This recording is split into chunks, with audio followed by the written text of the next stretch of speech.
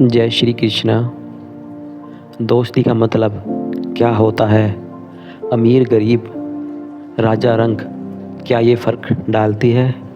आज हम सुनेंगे एक ऐसी ही कहानी, भगवान श्री कृष्ण और उनके बचपन के मित्र सुदामा की वो अनमोल कहानी जो हमें सिखाती है कि सच्ची दोस्ती कभी नहीं बदलती। ये कहानी है भक्ति, विश्वास और दिव्य कृपा की।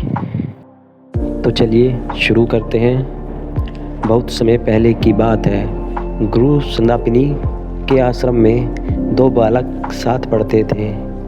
एक बालक था नंद के लाल यानी यशोदा के लाडले श्री कृष्ण और दूसरे थे एक गरीब ब्राह्मण परिवार का लड़का सुदामा।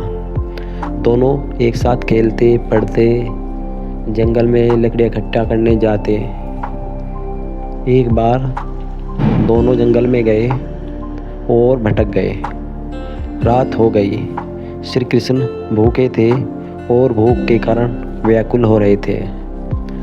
सुदामा के पास थोड़े चावल थे तो श्री कृष्ण ने पूछा सुदामा से, क्या तुम्हारे पास कुछ है खाने को? तो सुदामा ने कहा, मेरे पास कुछ नहीं है। झूठ बोल दिया। उस क्षण कृष्ण मुस्कुराए और बोले, तथास्तु। ये एक छोटी सी गलती बाद में सुदामा की ज़िंदगी में गरीबी का रूप लेकर आई, लेकिन दोस्ती कभी नहीं टूटी। समय बीता। कृष्ण द्वारिका के राजा बन गए। सुदामा बहुत गरीब हो गया। उनके 4 बच्चे थे। घर फूटा हुआ था, कपड़े फटे हुए थे और परिवार में सब के सब भूखे थे। सुदामा की पत्नी ने कहा, स्वामी, आपके मित्र तो श्री कृष्ण हैं, अपने मित्र से मदद मांग लो। सुदामा ने शर्माते हुए कहा, मैं अपने मित्र से भीख कैसे मांगूं? लेकिन बच्चों की भूख को देखकर वो मान गया। उन्होंने एक छोटा सा कपड़ा लिया और उसमें थोड़े चावल बांध लिए। यह उन्होंने श्री कृष्ण के लिए भेंट ली। लंबी यात्रा पैदल चलते चलते सुदामा द्वारिका तक पहुँचे।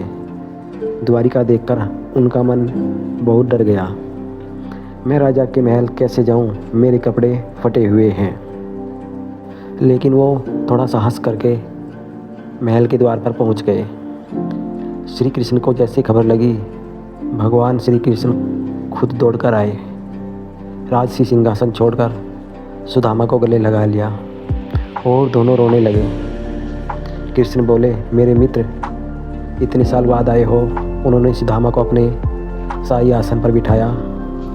रानी रुक्मणी खुद पानी लाई, पाँव धोए। सुदामा शर्म से कुछ नहीं बोल रहा था। श्री कृष्ण ने सुदामा के थैले से चावल निकाले और खाए। बोले, ये मेरे लिए सबसे बड़ी भेंट है, क्योंकि इसमें तुम्हारा स्नेह है। सुदामा ने अपनी गरीबी की बात तक नहीं की, सिर्फ दोस्ती याद की। लेकिन कृष्ण जानते थे। उन्होंने सुदामा को आशीर्वाद दिया। अब सुदामा अपने घर के लिए निकल पड़े। जब सुदामा घर लौटे तो क्या देखा, उनका फूटा हुआ घर अब सोने का महल बन चुका था। चारों तरफ गाय, धन, अनाज, बच्चों के लिए खाना, कपड़े, सब कुछ था। सुदामा की आंखों में आंसू आ गए थे। उन्होंने कभी अहंकार नहीं किया। वो कहते थे, प्रभु ने मुझे धन दिया लेकिन मेरी भक्ति नहीं छीनी। दोस्तों, श्री कृष्ण और सुदामा की ये कहानी यहीं पर पूरी होती है और हमें इस कहानी से सीख मिलती है, सच्ची दोस्ती में अमीर गरीब का फ़र्क नहीं पड़ता। भगवान को बड़ी भेंट नहीं, सच्चा प्रेम चाहिए।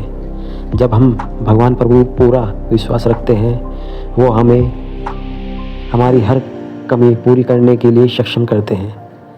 छोटी छोटी गलतियाँ भी जीवन प्रभावित करती है, लेकिन सच्ची भक्ति सब कुछ सुधार देती है।